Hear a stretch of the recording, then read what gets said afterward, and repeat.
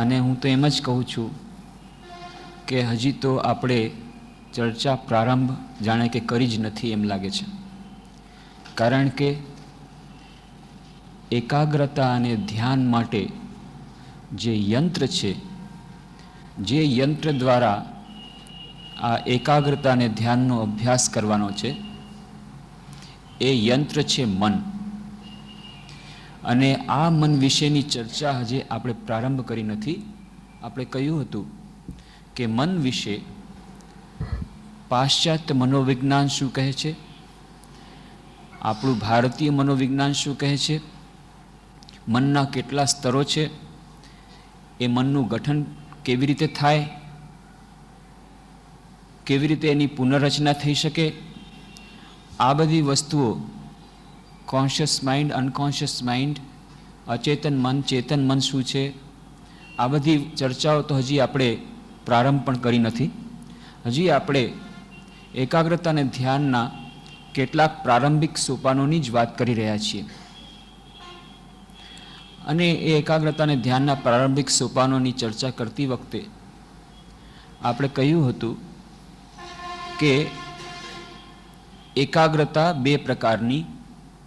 એક તો એકાગ્રતા જે આપણને ફક્ત દૈનંદિન જીવનમાં થોડીક વસ્તુઓ માટે, થોડાક કાર્યો માટે, થોડીક ક્ષણો માટે એકાગ્રતા અપાવી શકે, અને પછી એ એકાગ્રતા ક્ષણજીવી નીવડે, એ કાયમી ન નીવડે. એટલું જ નહીં, એ એકાગ્રતાને આપણે શોર્ટકટ મેથડ દ્વારા જો અપનાવવા જઈએ, મેળવવા માટે જઈએ, તો એમાં ફક્ત એક એ જ ભય રહેલો નથી કે એ ક્ષણજીવી નીવડશે. એનો બીજો પણ ભય રહેલો છે કે એને કારણે આપણું માનસિક સંતુલન પણ આપણે ગુમાવી શકીએ, એવી શક્યતા પણ એમાં રહેલી છે. એની ચર્ચા સ્વામી વિવેકાનંદ પોતાના રાજયોગના ગ્રંથમાં બહુ સ્પષ્ટ રીતે કરી દે છે. આ સ્પષ્ટતા આપણને જાણવી જરૂરી છે, કારણ કે સ્વાભાવિકપણે જ આપણા મનમાં એક વૃત્તિ રહેલી છે, અને એ વૃત્તિ રહેલી છે કે મફત જો મળતું હોય તો પૈસા ખર્ચવા નહીં. ફ્રી, ક્યાંથી શું વસ્તુ ફ્રી મળી શકે છે, એ માટે આપણું મન એટલું લાલચું બની ગયું છે, એટલું લોભી બની ગયું છે, દરેક જગ્યાએ ફ્રી ગોતવાની વાત કરે છે. અને આધ્યાત્મિકતાના ક્ષેત્રમાં તો આ વૃત્તિ હજી વધુ પ્રબળ હોય છે. અને એટલા જ માટે આપણે પહેલાં પણ કહ્યું હતું કે બીજા બધા ક્ષેત્રોમાં જેટલી છેતરામણી થાય છે, એના કરતાં વધુ પ્રમાણમાં છેતરામણી આધ્યાત્મિક ક્ષેત્રમાં, ધર્મના ક્ષેત્રમાં થાય છે. એનું કારણ એટલું જ કે અહીંયા ધર્મના નામે છેતરાવાવાળા લોકો વધુ છે, અને આ પ્રકારની ભાવના ધર્મના ક્ષેત્રમાં આપણને વિશેષ પ્રમાણમાં જોવા મળે છે. સ્વામી અખંડાનંદજી મહારાજ રામકૃષ્ણ મઠ અને મિશનના એ ત્રીજા પરમાધ્યક્ષ હતા. શ્રી રામકૃષ્ણના અંતરંગ પાર્ષદ હતા. અને જેમ આપણે પહેલાં પણ કહ્યું છે કે આ જેટલા રાહત કાર્યો પ્રારંભ થયા, રાહત કાર્ય પ્રારંભ કરવાવાળા એ પહેલાં હતા. ગુજરાતમાં 1 વર્ષ તેમણે ગાળ્યો હતો. અત્યંત પ્રેરણાદાયી એમનું જીવન હતું. તો એ જે હોય તે, એક સંન્યાસી જે હજુ પણ હયાત છે, તેમની પાસેથી મેં આ વાત સાંભળી. એ સંન્યાસીએ સ્વામી અખંડાનંદજી મહારાજ પાસેથી જ મંત્ર દીક્ષા લીધેલી છે, અથવા તો મંત્ર દીક્ષા ન પણ લીધી હોય તો એમની સાથે એમનો સંપર્ક તો થયો જ છે. તો તેઓ એક દિવસે સ્વામી અખંડાનંદજી મહારાજ પાસે આવ્યા. સ્વામી અખંડાનંદજી ત્યારે ભોજન કરી રહ્યા હતા. એમણે પ્રણામ કર્યા. મહારાજ, તમે તો કેટલા મહાન છો. શ્રી રામકૃષ્ણ દેવનો સાક્ષાત સંસ્પર્શ તમને થયો છે. શ્રી રામકૃષ્ણ દેવની સાક્ષાત કૃપા તમને મળી છે. શ્રી રામકૃષ્ણ દેવના સાક્ષાત પાર્ષદ તમે છો. કૃપા કરો, તમે મારા માથા ઉપર હાથ મૂકી દો જેથી મને બ્રહ્મજ્ઞાન થઈ જાય. તમારા હાથ મૂકવાથી મને બ્રહ્મજ્ઞાન થઈ જશે. આપ મારા હાથ ઉપર આપ મારા માથા પર હાથ મૂકી દો. સ્વામી અખંડાનંદજી મહારાજ ત્યારે ભોજન કરી રહ્યા હતા. એમ કહે, ઠીક છે, હું આ ભોજન પતાવી લઉં, પછી તમારા માથા ઉપર હાથ મૂકી દઈશ. પછી આ સ્વામીજી જમવા બેઠા. તો કે, વળી તું જમવા કેમ બેઠો? મેં તો જમી લીધું છે, હવે તારે જમવાની શું જરૂર છે? હવે તારે આખી જિંદગી જમવાની જરૂર જ નથી, હું તારે બદલે જમતો જઈશ. કહેવાનો અર્થ એ કે મારા પ્રાર્થના કરવાથી, મારા આધ્યાત્મિકતાથી તમારું પેટ નહીં ભરાય, તમારે પોતાને સાધના કરવી પડશે. બીજાના ખાવાથી મારું પેટ નહીં ભરાય, એવી જ રીતે બીજો મારે બદલે સાધના કરી લે, બીજો મારા બદલે કંઈક કરી દે અને મને કંઈ પણ કર્યા વગર આ એકાગ્રતા મળી જાય, ધ્યાન સમાધિ મળી જાય, આવી જાતની વાત કરવી એટલી જ મૂર્ખાઈ ભરેલી છે જેટલી વાત આપણે કરીએ કે ભાઈ મારા બદલે તમે જમી લેજો, મારે અત્યારે જમવાની જરૂર નથી. આ વાત આપણે હંમેશા યાદ રાખવી પડશે, કારણ કે આપણું મન એટલું છેતરે છે આપણને.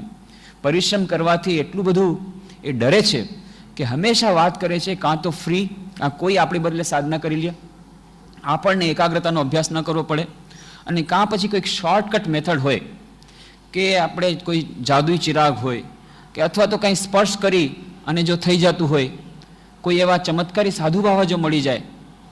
આ શું, આ 40 આ પ્રવચનો સાંભળવા, કોઈ એકાદ મિનિટ માટે આપણે ગયા, આપણો સ્પર્શ કર્યો, શક્તિ સંચાર થઈ ગયો, એકાગ્રતા વધી ગઈ, એવા સાધુ બાવા દેખાડો.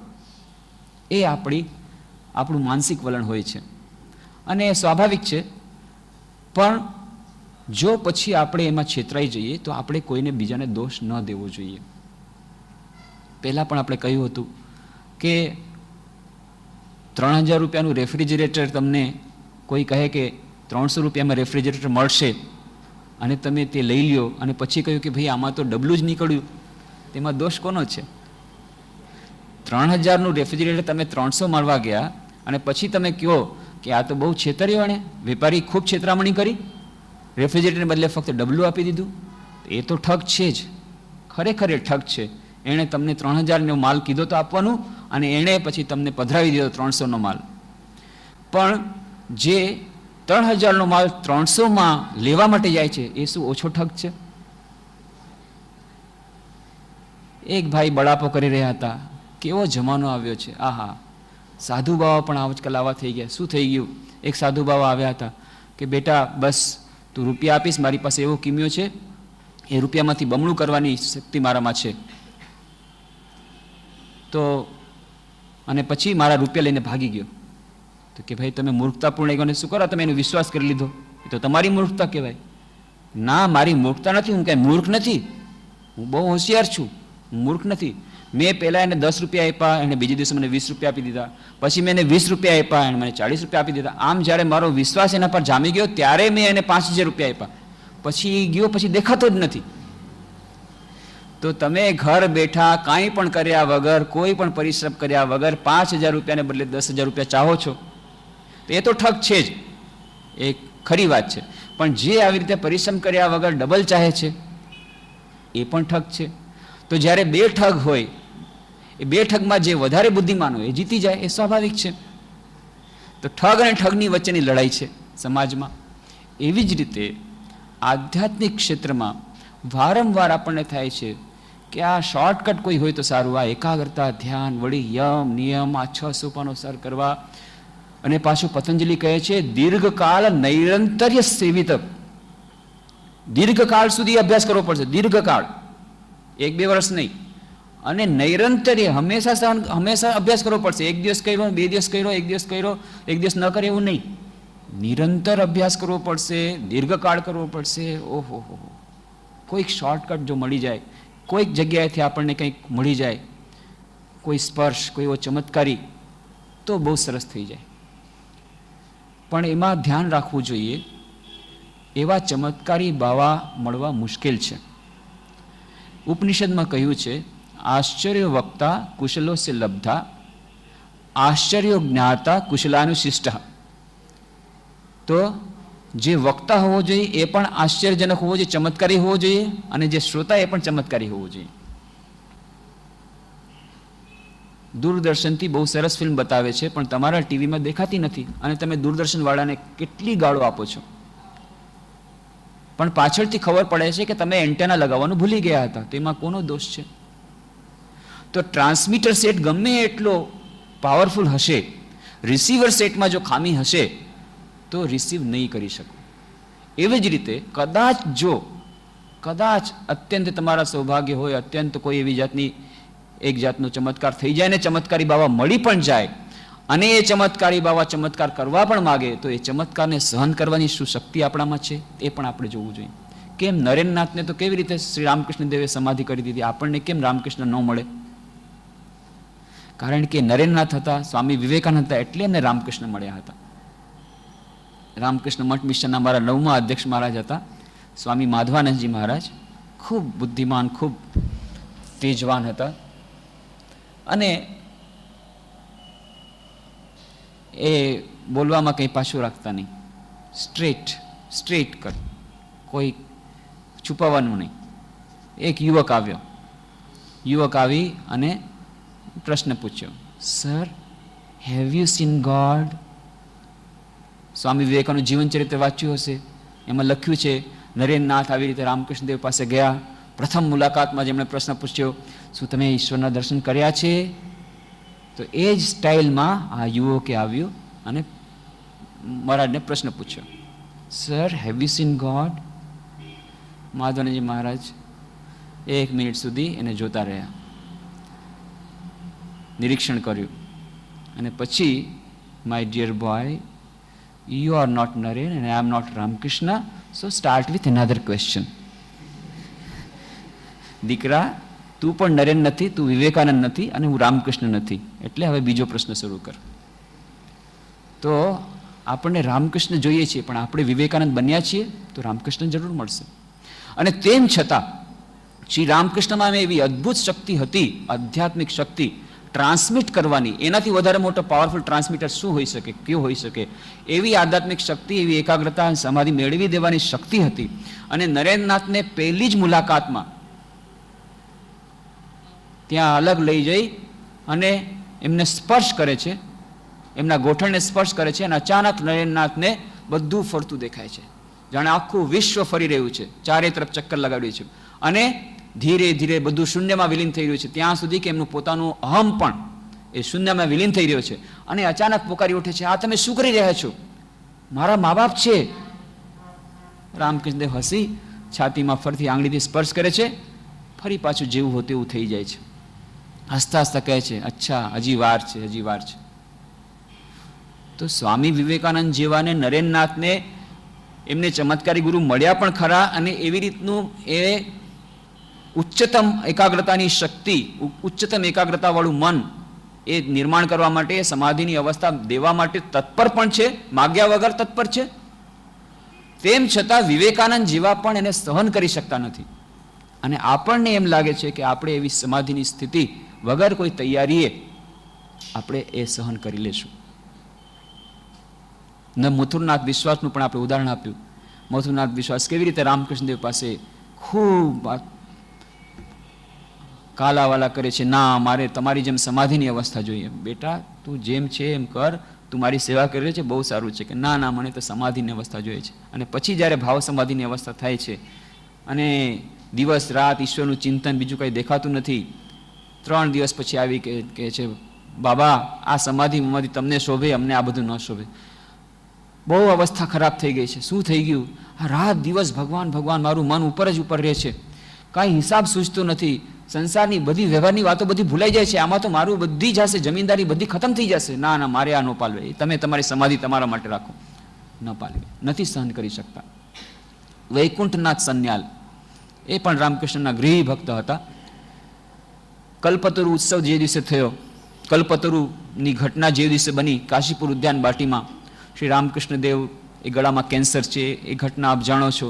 કેવી રીતે 1 જાન્યુઆરીના દિવસે 1886ના દિવસે એ ગિરીશ ઘોષ બેઠા છે એક ઝાડ નીચે, અને રામકૃષ્ણદેવ પહેલી વાર થોડુંક સ્વસ્થતાનું ભાન કરી થોડીક સ્વસ્થતા એમને મળી છે મનની અને શરીરની, બહાર નીકળ્યા છે, લટાર મારી રહ્યા છે અને આવી પહોંચે છે ગિરીશ ઘોષ પાસે અને કહે છે, ગિરીશ ઘોષ, ગિરીશ, આ બધું તે શું માંડ્યું છે? આના વિશે બધાને કહે છે કે અવતાર છે, ઈશ્વર છે, આ બધું શું કહ્યું કરવા માંડ્યું છે? અને ત્યારે ગિરીશ ગોઠણ ભર પડી જાય છે અને આંખમાં આંસુ સાથે કહે છે, પ્રભુ, જેની મહિમાનું ગાન વ્યાસ ન કરી શક્યા, વાલ્મીક ન કરી શક્યા, એ મારા જેવો કેવી રીતે એનું મહિમાનું ગાન કરી શકશે? પ્રભુ, તમારી મહિમા હું શું ગાઈશ? અને રામકૃષ્ણ દેવ આ સાંભળીને સમાધિમાં ચાલ્યા જાય છે અને પછી એ અતિચેતન અવસ્થામાં, એ ભાવ અવસ્થામાં આવી જાય છે અને ગિરીશ ઘોષને સ્પર્શ કરીને કહે છે, ચૈતન્ય હો. અને ગિરીશ ઘોષ પણ ભાવ સમાધિમાં આવી જાય છે અને અત્યંત ઉચ્ચ ચેતના, ઉચ્ચ અવસ્થાનું ભાન થાય છે. અને પછી તો બીજા જે બાજુમાં બેઠા હતા બધાએ રામકૃષ્ણદેવને પ્રણામ કરતા જાય છે. જેમ જેમ જેને જેને પ્રણામ કરે છે એને શ્રી રામકૃષ્ણદેવ સ્પર્શ કરે છે અને જેને જેને સ્પર્શ કરે છે એને અદ્ભુત અનુભવ થાય છે. એ લોકો બધા ભાવ સમાધિમાં જાય છે. એટલે જ એને કલ્પતરુ દિવસ કહેવામાં આવે છે કે જે દિવસે એ શ્રી રામકૃષ્ણદેવ જાણે કે કલ્પતરુની જેમ જેને જેવી ઈચ્છા હતી એવું આપ્યું. પણ ખરેખર તો એ કહે છે, સ્વામી શિવાનંદજી મહારાજ કહેતા, એ તો હંમેશાના કલ્પતરુ છે, પણ તે દિવસે એમણે, અને કલ્પતરુ તો તમે જે માગો એ મળશે, કદાચ તમારાથી ખરાબ વસ્તુ મંગાઈ ગઈ તો ખરાબ મળે, પણ શ્રી રામકૃષ્ણદેવ કલ્પતરુ નહોતા બન્યા. તે દિવસે બધાને વિશેષ આધ્યાત્મિક અનુભવો થયા હતા અને એ બધામાં હતા, એ ઘણા બધા ભક્તોમાં વૈકુંઠનાથ સાન્યાલ. અને વૈકુંઠનાથ સાન્યાલ એમને પણ આ રામકૃષ્ણદેવે સ્પર્શ કર્યો અને તે દિવસથી એમની અવસ્થા મનની બદલાઈ ગઈ. જ્યાં જોઈએ ત્યાં એમને ઈશ્વર જ ઈશ્વર દેખાય છે. દિવસ અને રાત એ ચૈતન્યમય ઈશ્વર, થાળીમાં ઈશ્વર, જમવા જાય ઈશ્વર, બધી જગ્યાએ ઈશ્વર ઈશ્વર. અને એક અદ્ભુત એમના આખું મનનું જ પરિવર્તન થઈ ગયું. થોડાક મહિના સુધી તો ચાલ્યું, પછી તો એમ લાગ્યું કે જાણે ગાંડા જેવી અવસ્થા થઈ જશે. અને પછી રામકૃષ્ણદેવને રડી રડીને પ્રાર્થના કરી. ત્યારે રામકૃષ્ણદેવની મહાસમાધિ થઈ ગઈ હતી. રામકૃષ્ણદેવને રડીને પ્રાર્થના કરી, પ્રભુ, હા, મારા મનની અવસ્થા બદલાવો, પહેલાં જેવો હતો એવો કરી દો, મને સામાન્ય બનાવી દો, મને ગાંડો કરોમાં. અને પછી પાછી પૂર્વવત અવસ્થા થઈ જાય છે. પછી પાછળથી બહુ પસ્તાય છે, અરે, હું આટલું સંયમ ન રાખી શક્યો, આટલી ઉચ્ચ આધ્યાત્મિકતાની સ્થિતિ મને પ્રાપ્ત થઈ હતી, પણ હું એને સહન ન કરી શક્યો. જો સહન કરત ઉચ્ચ આધ્યાત્મિક અવસ્થા કે જેમાં દરેકે દરેક જગ્યાએ ઈશ્વર દેખાય, પણ પચાવી ન શક્યો. તો કહેવાનો અર્થ એ છે કે કદાચ આપણને જો મફતમાં મળી પણ જશે આવી એકાગ્રતાની ઉચ્ચ અવસ્થા કોઈના તરફથી મફતમાં, એને આપણે સહન કરવાની પણ આપણા માટે તૈયારી હોવી જોઈએ. એના માટે પણ મનની તૈયારી હોવી જોઈએ. અને એટલા જ માટે સ્વામી વિવેકાનંદ કહે છે કે સર્વશ્રેષ્ઠ ઉપાય છે slow and steady wins the race. જે સાધારણ નિયમો કહ્યા છે એ નિયમોનું બરાબર પાલન કરો. યમ નિયમ જે સપ્ત સોપાનો છે, એ સપ્ત સોપાન પછીની જે સમાધિની અવસ્થા, યમ નિયમ પ્રાણાયામ પ્રત્યાહાર ધારણા ધ્યાન સમાધિ, આવી રીતે ધીરે ધીરે જવાથી જે સ્થિતિ પ્રાપ્ત થશે એ આપણી પોતાની રહેશે, આપણી પોતાની હકની રહેશે.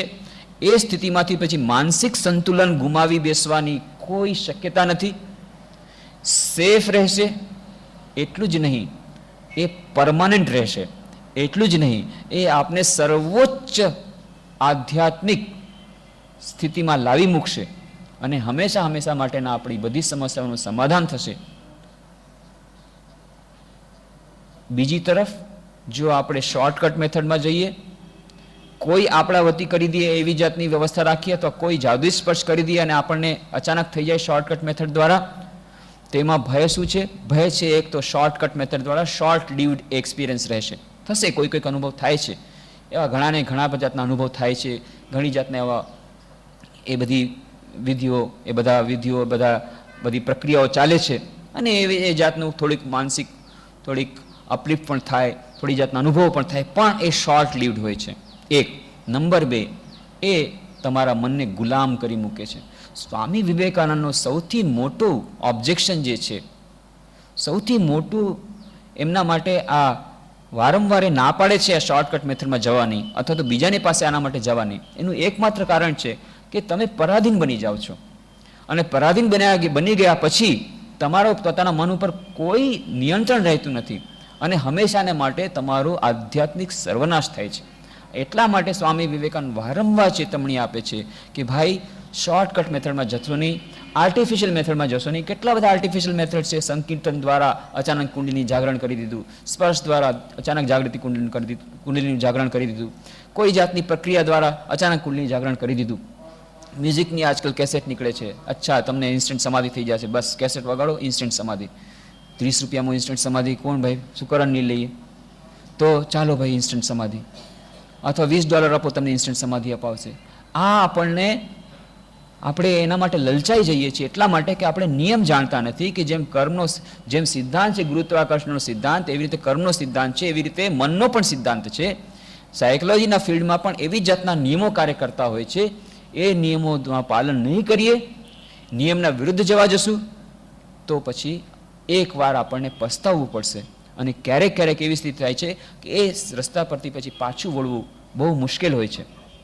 એટલા જ માટે સ્વામી વિવેકાનંદે જે વાત કરી હતી, આ જે આર્ટિફિશિયલ મેથડ્સ અપનાવવામાં આવે છે કે ભાઈ ગમે તે રીતે કાં તો કુંડલીની જાગરણ માટે અથવા હિપ્નોટિઝમની વાત આવે છે કે તમારા મનમાં કેટલી જાતની સમસ્યાઓ છે, અચ્છા કાંઈ વાંધો નહીં, હિપ્નોટાઇઝ તમને કરી દેશે અને તમને એમ લાગશે કે ટેમ્પરરી મારા બધી પ્રોબ્લેમના સોલ્યુશન થઈ ગયા, બહુ સરસ છે, મારે કાંઈ કરવું ન પડ્યું, મને ફક્ત એણે સામેવાળા સાયકિયાટ્રિસ્ટે નિદ્રામાં નાખી દીધો અને સૂતા સૂતા જ મારા બધા પ્રોબ્લેમ સોલ્વ થઈ ગયા. તો સૂતા સૂતા બધા પ્રોબ્લેમ સોલ્વ થઈ જાય તો બહુ સરસ છે, થોડાક રૂપિયા આપી દીધા, હિપ્નોટાઇઝ કરાવી લીધું. તો હિપ્નોટિઝમમાં સ્વામી વિવેકાનંદ માનતા નહોતા, હિપ્નોટિઝમના ખૂબ વિરુદ્ધમાં હતા. આજકાલ વળી સેલ્ફ હિપ્નોટિઝમની વાત નીકળી છે. સેલ્ફ હિપ્નોટિઝમ વિશે સ્વામી વિવેકાનંદ શું કહેશે હું જાણતો નથી, પણ હિપ્નોટિઝમમાં જે બે મુખ્ય એમના ઓબ્જેક્શન હતા. એક તો એ બીજા દ્વારા થાય છે. સેલ્ફ હિપ્નોટિઝમ વાળા કહે છે ના અમે તો બીજા દ્વારા હિપ્નોટાઇઝ નહીં, ધીરે ધીરે ધીરે તમે પોતે જ પોતાને હિપ્નોટાઇઝ કરતા થઈ જશો. પણ એમાં પણ જે આર્ટિફિશિયલ મેથડ આવે છે એનું તો એક પ્રકારનું ભય, એ જ એક પ્રકારનો ભય તો રહેલો જ છે. તો હિપ્નોટિઝમ વિશે જે સ્વામી વિવેકાનંદે વાત કરી છે એ અત્યંત મહત્વપૂર્ણ છે અને આ જાણી લેવી જરૂરી છે. કારણ કે જ્યાં સુધી આપણા મનમાં ઠસી નહીં જાય ત્યાં સુધી આપણા મનમાં હંમેશા આ શોર્ટકટ મેથડ દ્વારા જલ્દીથી જલ્દી ઉતાવળથી મનની એકાગ્રતા મેળવી લેવાના કોઈ કિમિયા મેળવવા માટેનું એ જે આપણું જે વલણ છે બદલાશે નહીં. સ્વામી વિવેકાનંદ રાજયોગના ગ્રંથમાં કહે છે સંમોહન એટલે કે હિપ્નોટિઝમના પાત્રમાં કે શ્રદ્ધાથી રોગ મટવાની આશા રાખનાર દર્દીમાં કેટલા કહેવા છે ભાઈ તમને આમ દર્દી રોગ મટાડી દેશું તમને ફેથ હિલિંગ દ્વારા. સંમોહક દ્વારા તાત્પુરતો જે કેન્દ્રો પરનો કાબુ જમાવવામાં આવે છે તે અનુચિત છે, કારણ કે આખરે તે વિનાશક નીવડે છે. એમાં માણસની પોતાની ઈચ્છા શક્તિ વડે મગજના કેન્દ્રોને ખરેખર કાબૂમાં લેવાની ઘટના નથી, પણ જાણે કે દર્દીના મનને સંમોહકની ઈચ્છા શક્તિ જે ઓચિંતા ઘા મારે છે તેમના દ્વારા તાત્પુરતું બહેરું જડ કરી નાખવા જેવું છે. એ કેવું છે? મનને બહેરું કરી નાખે બીજા કોઈ દ્વારા. આપણા મનને આપણે ભાડે આપી દીધું, એણે આપણને આવી રીતે સંમોહન દ્વારા આપણા મનને ખરીદી લીધું અને આપણા મન ઉપર અત્યાચાર કર્યો. આપણે સમજ્યા કે વાહ બહુ સરસ સ્થિતિ પ્રાપ્ત થઈ ગઈ. પણ એ કેના જેવું છે? એ તેજી ઘોડાઓના ઉચ્છૃંખલ વેગને લગામ અને બાવળાના બળ વડે રોકવા જેવું નથી. લગામ દ્વારા ઘોડાને જો તમે રોકો એ સ્વાભાવિક નિયમ છે, સાધારણ નિયમ છે, પણ એના બદલે આપણે શું કર્યું? પણ તેમના માથા પર મોટા ઘા મારવાનું બીજાને કહીને, પોતે પણ નથી માર્યા, બીજાને કીધું મારા ઘોડા પર જોરથી મારો. તેમના માથા પર મોટા ઘા મારવાનું બીજાને કહીને તેમને તાત્પુરતા બેહોશ કરીને નરમ પાડી દેવા જેવું છે. આપણા મન પર નિયંત્રણ નથી, ઘોડા બેકાબુ બની ગયા છે, તો એના બે ઉપાય છે. એક તો આપણે ઘોડાની લગામ ખેંચી અને એને કાબૂમાં રાખીએ. પણ આપણે દુર્બળ છું, નિર્બળ છું, કેવી રીતે ઘોડાની લગામ ખેંચી શકું? તો પછી ઠીક છે, બીજા કોઈને કહી દઉં જોરથી આના માથા ઉપર ઘા મારો ઘોડા ઉપર, એટલે ઘોડો બેહોશ થઈ જશે, તો મારી ઘોડાગાડી બરાબર કંટ્રોલમાં આવી જશે. એના જેવું છે. આપણા મન ઉપર નિયંત્રણ નથી. આપણે કોઈને કીધું તમે હિપ્નોટિઝમ કરો મારા ઉપર, મારા મનને સંમોહન કરી અને હું સૂતો છું, તમે જે તમારે કરવું એ કરો, અને પછી એણે તમારા મનને મારી નાખ્યું. એના જેવી આ પ્રક્રિયા છે. તેને તાત્પુરતા બેહોશ કરીને નરમ પાડી દેવા જેવું છે. આ પ્રકારની દરેક પ્રક્રિયા વખતે પ્રક્રિયાનું પાત્ર તેની માનસિક શક્તિનો અમુક અંશ ગુમાવે છે અને અંતે તેનું મન સંપૂર્ણ કાબુ રાખવાની શક્તિ મેળવવાને બદલે ઢંગધડા વગરનું, બળ વગરનું જડ બની જાય છે અને એ પાત્રનું એકમાત્ર ગંતવ્ય સ્થાન પાગલખાનું જ રહે છે. પછી પાગલખાના જેવા સિવાય બીજો ઉપાય નથી.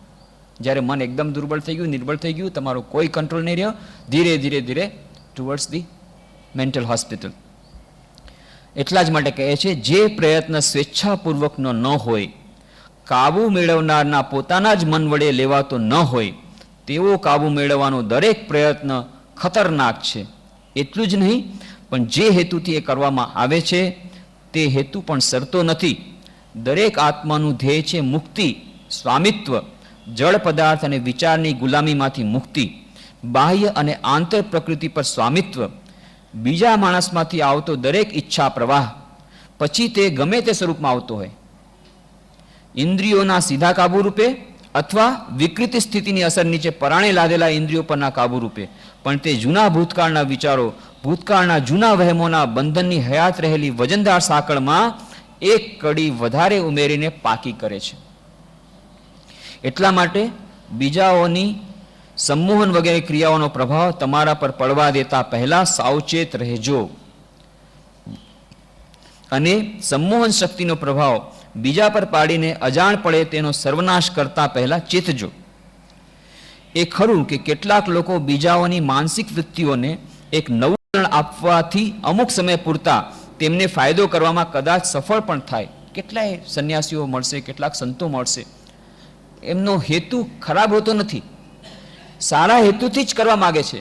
એ ગમે તેમ કરીને એને આગળ વધારવો છે, તો આર્ટિફિશિયલ મેથડ દ્વારા, આ સંમોહન શક્તિ દ્વારા, તો બીજા ઉપાય દ્વારા એના મનને બદલવાનો પ્રયત્ન કરે છે. પણ આ જે બીજા કોઈના પ્રભાવ દ્વારા તમારું જે મન બદલાયું, એનો પ્રભાવ શું થયો? બીજાઓની માનસિક વૃત્તિઓને એક નવું વલણ આપવાથી અમુક સમય પૂરતો તેમનો ફાયદો કરવામાં કદાચ સફળ પણ થાય, પણ એ સાથે જ તેઓ અજાણ પડે જે સૂચનો આજુબાજુ ફેલાવી મૂકે છે, તે સૂચનો લાખો નર નારીઓની મનની અંદર જે વિકૃત, નિષ્ક્રિય અને અચેતન જેવી સ્થિતિ પેદા કરી મૂકે છે, તેનાથી તેઓ લગભગ જળ બની જાય છે અને આખરે વિનાશને નોતરે છે. તેથી જે કોઈ માણસ બીજાને અંધશ્રદ્ધાથી માનવાનું કહે છે અથવા તો પોતાની પ્રબળ ઈચ્છા શક્તિની આકર્ષક શક્તિ વડે લોકોને પોતાની પાછળ ખેંચે છે, તે પોતાનો હેતુ ન હોય તો પણ માનવ જાતિને નુકસાન પહોંચાડે છે. એનો કદાચ હેતુ નહીં હોય, એનો હેતુ માનવ જાતિને નુકસાન પહોંચાડવાનો નથી, પણ માનવ જાતિનું ભયંકર નુકસાન કરે છે. આવી પોતાની સંમોહક આકર્ષક્તિ વડે બીજાના મનને ખેંચીને, પોતાના મનના વિચારોને એના પર લાદીને, એના મનને નિર્બળ અને દુર્બળ બનાવીને માનવ જાત માટે મહાવિનાશ સર્જે છે. કારણ કે પછી એ દુર્બળ અને જે નિર્બળ મન છે, એ ગમે તે કોઈ પણ ખરાબ કામ કરતા અચકાતું નથી. ઘણા એવા આચાર્યો છે, ઘણા એવા સંતો છે, ઘણા એવા સંન્યાસીઓ છે જે આ પ્રક્રિયામાં આજે પણ રત છે, આજના યુગમાં પણ, અને એ ખૂબ જ વધારે ડેન્જરસ, ખૂબ વધારે ભયાનક, ખૂબ વધારે ભયંકર. અને એને આપણે ખૂબ વધારે સાથ એટલા માટે આપી રહ્યા છીએ કારણ કે આપણી આ વૃત્તિ જતી નથી કે મફતમાં જો મળી જતું હોય, થોડાકમાં મળી જતું હોય, સંક્ષેપમાં જો મળી જતું હોય તો શું લેવામાં વાંધો છે. પણ લેવામાં જે વાંધો છે, સ્વામી વિવેકાનંદ કહે છે, તમે મન સાથે ખેલ કરી રહ્યા છો એટલું જાણજો, ખતરનાક ખેલ ખેલી રહ્યા છો. એટલા માટે કોઈ બીજાને તમારા મનનો માલિક બનવા દેશો નહીં. કોઈ બીજાની આકર્ષક સંમોહન શક્તિ દ્વારા તમે એનાથી એમાં તમે ઝાડમાં ફસાશો નહીં. વારંવાર ચેતવણી આપે છે. ત્યાં સુધી કે સ્વામી વિવેકાનંદના જીવનમાં એક અદ્ભુત પ્રસંગ છે. ત્યાં વિદેશમાં એકવાર પ્રવચન કરી રહ્યા હતા અને ઇન્સ્પાયર થઈ જાય છે સ્વામીજી પોતે. અચાનક એવી મનસ્થિતિમાં આવી જાય છે અને ખૂબ પ્રવાહી એ બોલવા માંડી જાય છે. ભીતરથી એમને એવી પ્રેરણા આવે છે અને એ પ્રવાહ એટલો જોરદાર હતો, એ વાણીનો પ્રવાહ, અને એમાં એટલી બધી પ્રાણ શક્તિ એમની નિહિત હતી કે જેટલા શ્રોતાઓ હતા એટલા એકદમ એ પ્રવાહમાં તણાઈ જાય છે અને સ્તબ્ધ બની જાય છે અને એક અત્યંત ઉચ્ચ, જાણે કે બીજી જ માનસિક ધરાતલ સ્થિતિમાં ચાલ્યા જાય છે. અચાનક સ્વામી વિવેકાનંદ એ પ્રવાહી બોલતા હતા, અચાનક પ્રવચન બંધ કરી અને ઓરડો છોડીને ભાગી જાય છે. રાતના શિષ્યો પૂછે છે, સ્વામીજી આ તમે શું કર્યું? કેટલી ઉચ્ચ સ્થિતિમાં અમે લોકો હતા, કેટલું સરસ બધું ચાલી રહ્યું હતું, અચાનક તમે કેમ બ્રેક કર્યું? અચાનક તમે કેમ આ બંધ કરી દીધું? સ્વામીજી કહે, જુઓ, મને પોતાને ખ્યાલ નહોતો રહ્યો, પણ અચાનક મને ખ્યાલ આવ્યો કે મારી આ પ્રવચન શક્તિના આકર્ષણ શક્તિ દ્વારા, મારી આ એ વાગધારા દ્વારા જેટલા શ્રોતાઓ છે બધાના મન એટલા આકર્ષિત થઈ ગયા છે, એટલા એમાં નિવિષ્ટ થઈ ગયા છે, જાણે કે માટીના લોંદા જેવા બની ગયા છે. અને જો હું જરાક વધુ બોલત તો એ લોકો જિંદગીભરના મારા ગુલામ બની જાત, એવી જાતની એના ઉપર અસર પડી રહી છે. અને હું કોઈને ગુલામ બનાવવા માંગતો નથી, બધાને માલિક બનાવવા માટે આવ્યો છું, એટલા માટે મેં છોડી દીધું. કેટલાક સંતો મહાપુરુષો પ્રયત્ન કરી રહ્યા છે ગમે તેમ કરીને બીજાને મારા મનના ગુલામ બનાવી દઉં, કે મારે સંકજામાં રહે, કે હું જેમ કહું એમ કરે. પણ સ્વામી વિવેકાનંદની એક એવી સ્થિતિ થઈ જાય છે કે જ્યારે લોકો કહેતા હતા ત્યારે મારી એવી સ્થિતિ થઈ ગઈ હતી કે જો થોડુંક વધારે બોલત તો જેટલા શ્રોતાઓ હતા એ બધા મારા પગે પડી જાત અને જિંદગીભરના મારા ગુલામ બની જાત, પોતાના મન ઉપરનું નિયંત્રણ ગુમાવી બેસત. હું જેમ કે તેમ યંત્રવત એ કરત. અને હું એ નથી ચાહતો કે કોઈ મારું ગુલામ બને. હું એમ ચાહું છું બધા પોતપોતાના મનના માલિક બને. આ છે વેદાંત.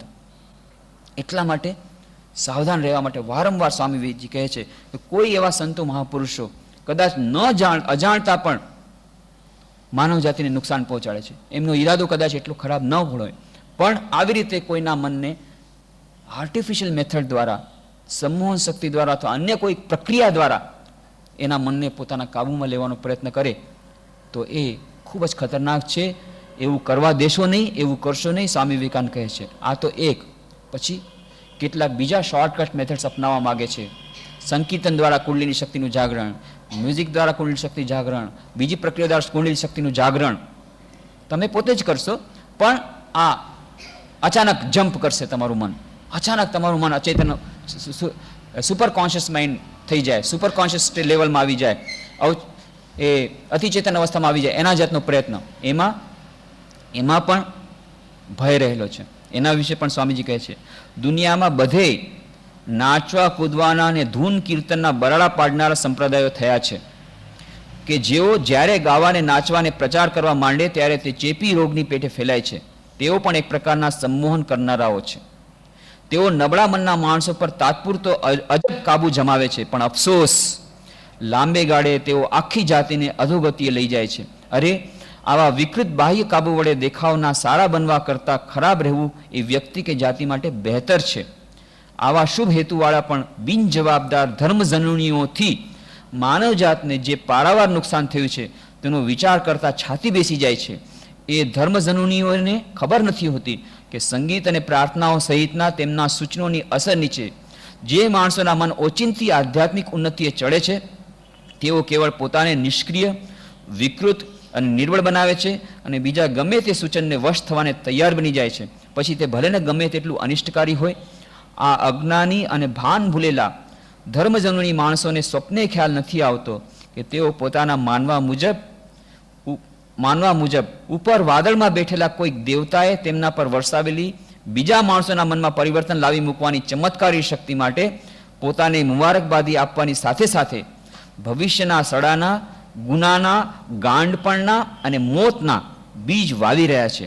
એટલા માટે તમારું સ્વાતંત્ર્ય ખૂંચવી લે એવી હર કોઈ બાબતથી ચેતતા રહેજો. જાણજો કે એ જોખમકારક છે અને તમારી શક્તિમાં હોય તે બધા ઉપાયોથી તેનાથી દૂર રહેજો. સખત શબ્દોમાં સ્વામીજી ચેતવણી આપે છે કે આવી રીતનું જે ક્ષણિક આવેગ દ્વારા, ક્ષણિક પ્રક્રિયા દ્વારા તરતો તરત ઓવરનાઇટ ક્ષણભરમાં એકાગ્રતા લાવી દેવાના, મનને અતિચેતન અવસ્થામાં લાવી મૂકવાના જેટલા બધા પ્રયત્નો જાણીએ અજાણીએ એ વિનાશ નોતરે છે. જેઓ લાવવા માગે છે પોતાના ઉપર લાવવા દે છે એ લોકોને પણ સાવચેત રહેવાનું, જેઓ બીજાના મન પર લાદે છે એમને માટે પણ સાવચેત રહેવાનું. એકવાર સ્વામી વિવેકાનંદ સાથે એમના શિષ્ય શરદ ચક્રવર્તીની સાથે વાત થતી હતી. તેમાં પણ આ જ પ્રસંગ ઉપર જ્યારે વાત આવી ત્યારે સ્વામીજી આ જ જ્યારે વાત કહી, શિષ્ય કહ્યું, સ્વામીજી આવી વાતો તો અમે ક્યાંય શાસ્ત્રોમાં વાંચી નથી. ત્યારે સ્વામીજી કે જુઓ, બધી વાતો શાસ્ત્રોમાં નથી લખી, કેટલીક વાતો ગુરુ શિષ્ય પરંપરામાંથી આવે છે. અને એ જે અણમોલ વાત એમણે કહી હતી કે ઉર્મિઓનું અને ધ્યાન સાથેનું શું સંબંધ છે એના વિશે સ્વામીજી કહે છે. દરરોજ એકલા ધ્યાન કરો, બધુંય આપોઆપ ખુલ્લું થઈ જશે.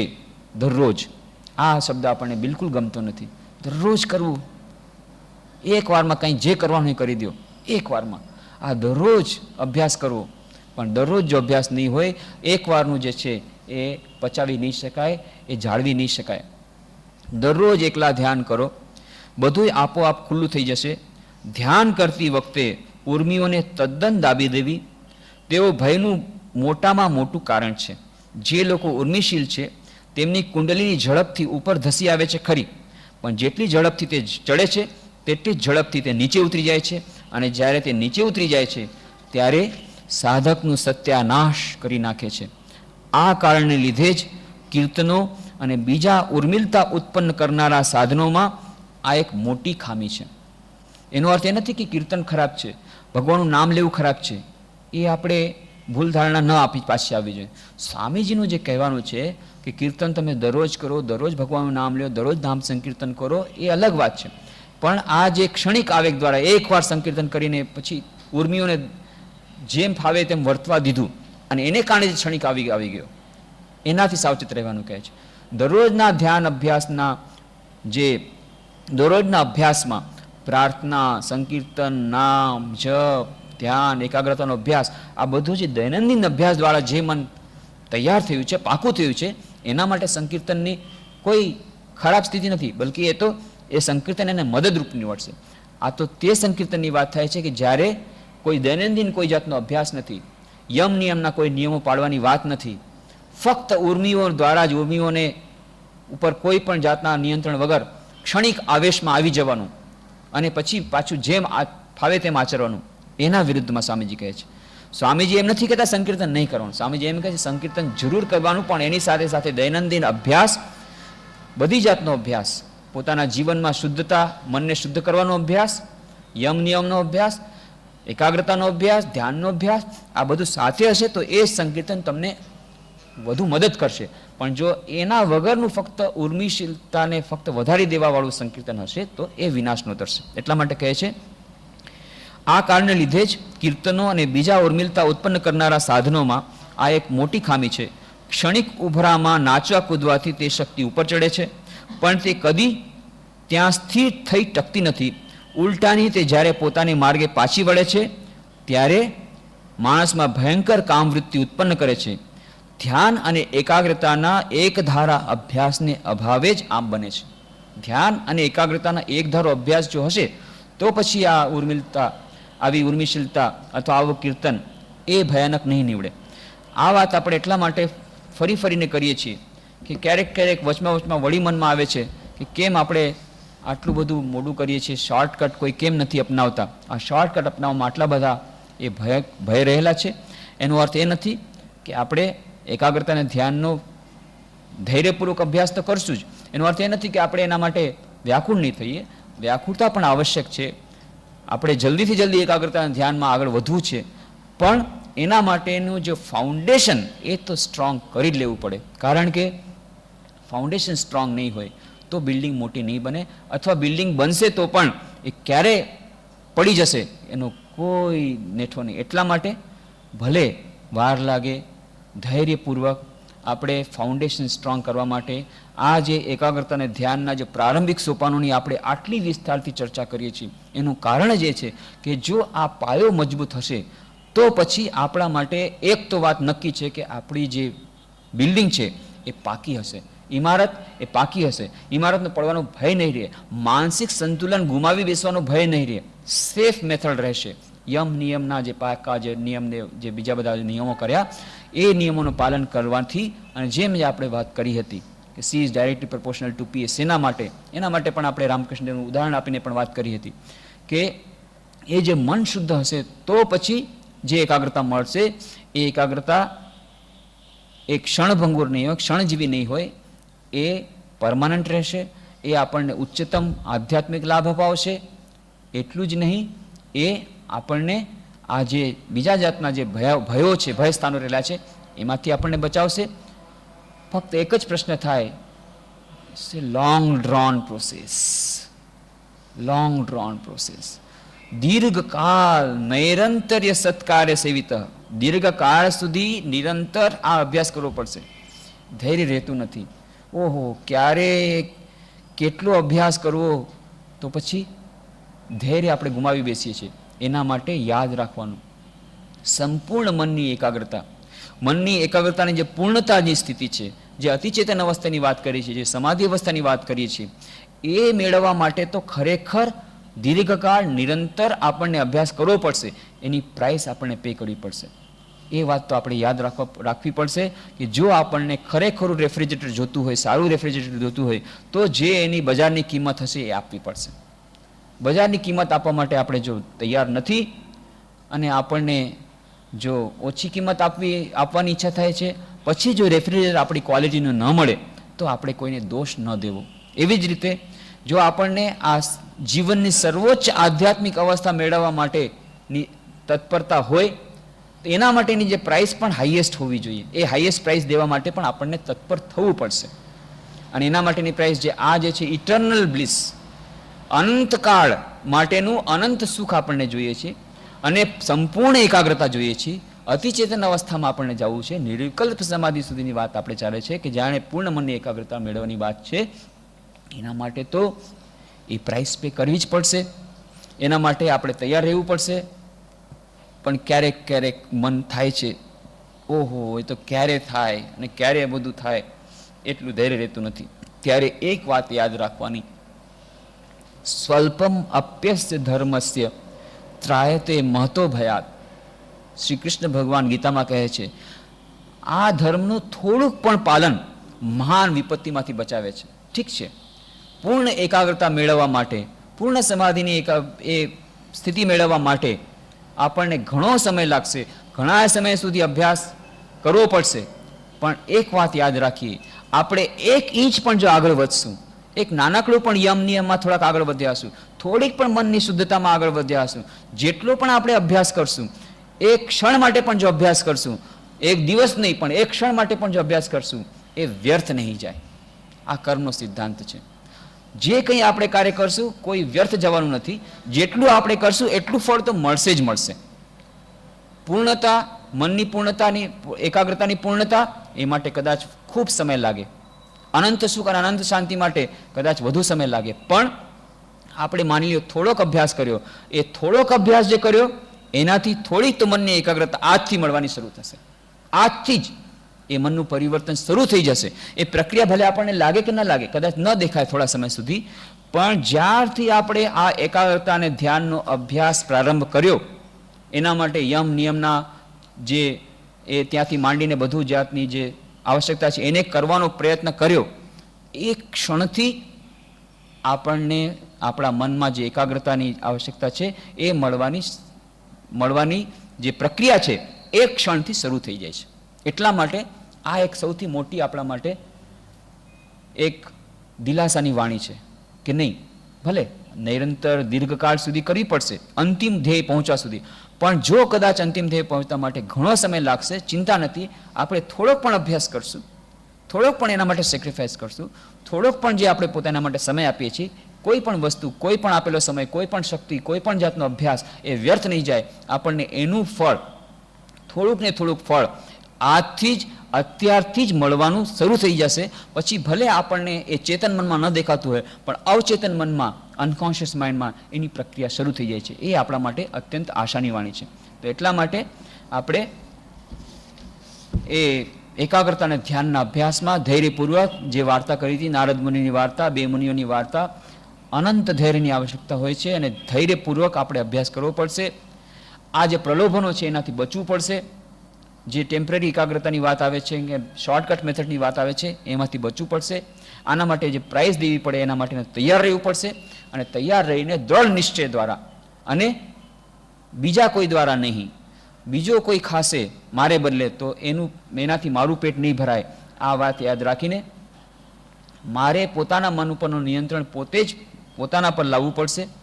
અને એના માટે થઈને જે કંઈ પ્રયત્નો મારે કરવા જ પડશે, ભલે ને એ પ્રયત્નો બહુ સારા, બહુ નાના હોય. હું અત્યંત નિર્બળ છું, દુર્બળ છું, કાંઈ વાંધો નહીં, જ્યાં છે ત્યાંથી આપણે શરૂઆત કરીએ, પણ આપણે પોતે ચાલવાનું શરૂ કરીએ. કોઈ બીજો આપણને ઉપાડીને આપણને આપણા મન ઉપર નિયંત્રણ જમાવી અને આપણને એ કરી દેશે, રેડીમેડ કંઈ કરી દેશે, એ જાતની ભ્રમણામાં ન રહીએ. એક તો એમાં છેતરવાની બીક છે, અને કદાચ એવી જાતનો કોઈ શક્તિ સંચાર કોઈ કરી પણ દે તો એને આપણે જીરવી નહીં શકીએ.